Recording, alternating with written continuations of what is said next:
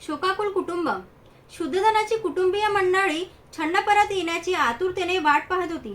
त्यांना आशा होती की छन्न सिद्धार्थ गौतमाला घरी परत येण्यास भाग पाडेल. राजाच्या अश्वशाळेत शिरताच कंठक घोडा आपले दुःख राजमहालातील लोकांना कळण्यासाठी मोठ्याने किंकाळला. राजाने अंतपुराच्या जवळपास असलेले लोक आपल्या मनाशीच म्हणाले, त्या अर्थी घोडा कंठक किंकाळत आहे, त्या अर्थी राजपुत्र गौतम परत आलेला असावा. आणि दुःखाने मूर्छित झालेल्या स्त्रिया हर्षाने बेहोश होऊन डोळे विस्फारित राजपुत्राला पाहण्याच्या आशेने राजमंदिराच्या बाहेर आल्या. परंतु त्यांची मोठी निराशा झाली. राजपुत्राशिवाय केवळ कंठक घोडाच त्यांना दिसला.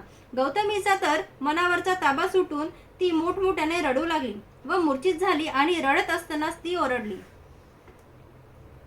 जो आजानुबाहू आहे, ज्याची कंबर सिंहाच्या कंबरेसारखी बारीक, बैलाच्या डोळ्यांसारखी ज्याचे डोळे, ज्यांची अंगकांती सोन्यासारखी पिवळी धमक, ज्याची छाती रुंद व आवाज दुंबुबी किंवा मेघगर्जनेसारखा आहे, अशा वीरपुरुषाने वनातील आश्रमात राहावे काय? असा सर्वगुण संपन्न वीरपुरुष आपणापासून निघून गेल्यामुळे ही पृथ्वी त्या थोर कार्य करणाऱ्या अद्वितीय पुरुषांच्या बाबतीत राहण्यास खरोखर अयोग्य अशीच झाली आहे. ज्यांची बोटे सुंदर स्नायूंनी जोडलेली आहेत, ज्यांचे खोटे स्नायूंखाली लपलेले निळ कमळासारखे दिसणाऱ्या, या माथ्यावर चक्रचिन्ह धारण करणाऱ्या अशा त्यांच्या त्या सुकोमल दोन पायांनी तो त्या खडाखळ प्रवेशात कसा बरे चालू शकेल? ज्याच्या शरीराला उंची वस्त्रे, प्रावरणे, सुगंधी अत्तरे व चंदनाने सजविलेल्या प्रासादाच्या गच्चीवर पहुडण्याची सवय, तो पौरुष संपन्न देह अरण्यात थंडी वारा व ऊन पावसाच्या माऱ्याला नेहमी मोकळ्या असलेल्या अरण्यात कसा बरे राहू शकेल?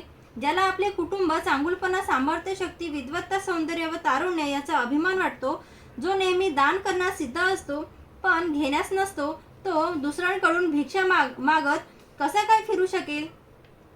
जो स्वच्छ सुवर्णशयेवर झोपला असताना वाद्यवृक्षाच्या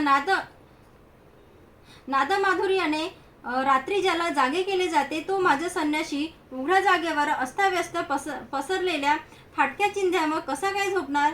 हाय रे देवा! असा हृदयद्रावक शोक ऐकून तेथील स्त्रिया एकमेकींच्या गळा घालून थरथरणाऱ्या वेली जशा आपल्या फुलातून मध गळतात तशा आपल्या डोळ्यातून अश्रुधारा गाळीत होत्या.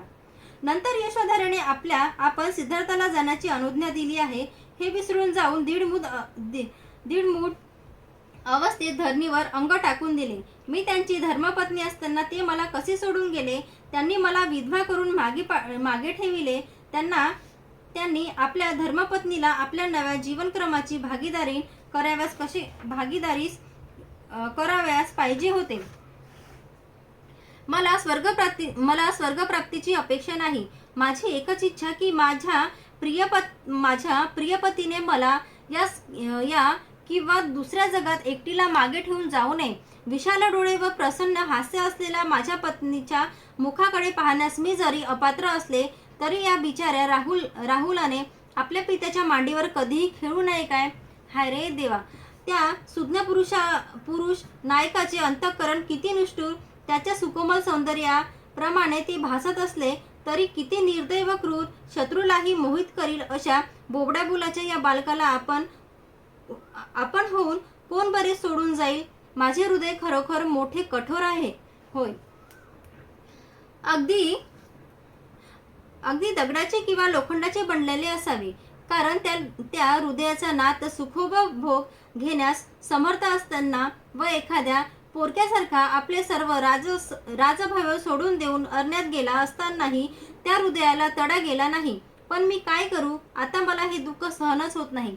अशा तऱ्हेने दुःखाने मूर्छित होऊन यशोधरा एकसारखी आकंदित होती. स्वभावतः जरी ती संयमशाली होती तरी तिच्या या दुःखद स्थितीने तिच्या मर्यादेचा बंधारा फुटला होता. अशा प्रकारे दुःखाने दीडमूड होऊन मोठमोठ्याने आकंद्र जमिनीवर पडलेल्या यशोधरेला पाहून सर्व स्त्रिया मोठमोठ्याने ओरडल्या आणि मोठाल्या कमळांवर पावसाच्या सरींचा मारा व्हावा असा अश्रूंच्या नद्या डोळ्यांतून गालांवर वाहू लागल्या.